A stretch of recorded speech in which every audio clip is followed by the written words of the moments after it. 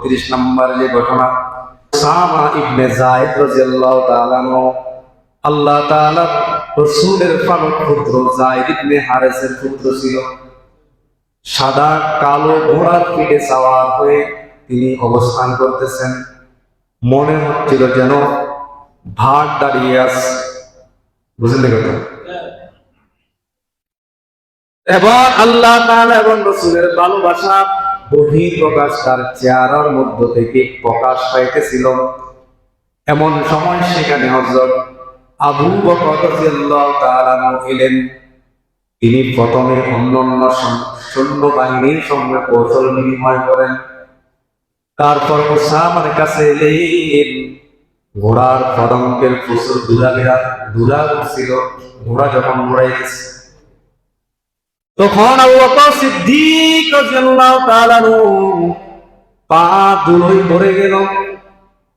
এমত অবস্থা দেখে হযরত উসামা রাদিয়াল্লাহু তাআলা বললেন, হে খলিফাতুল মুসলিমিন, হয় আপনি আমার ঘোড়ায় সাওয়ার হয়ে আসুন, না হয় আমি নিজেই নেমে আসবো।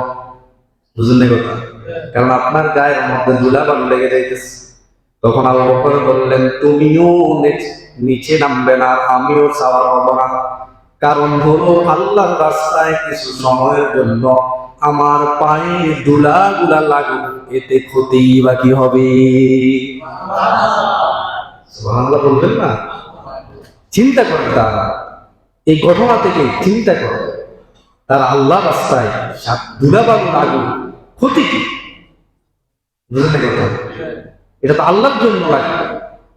আমার গায়ে রক্ত যদি আল্লাহর জন্য দিয়ে দেয়, ক্ষতি। বুঝলেন কথা? কথা বলেন। তিনি বলতেছেন, তোমার এই ধুলাবালু যদি আমার গায়ে লাগে, কোনো অসুবিধা নেই।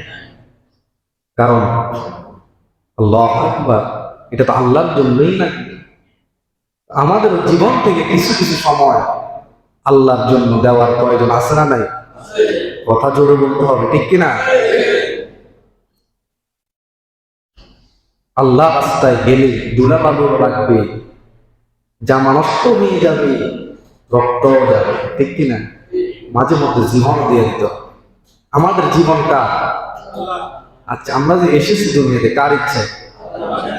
আমাদের গায়ে শরীরে যে রক্ত, এগুলা কার? সবগুলো আল্লাহ। আল্লাহর জন্য দিয়ে দিলে কোনো অসুবিধা আছে?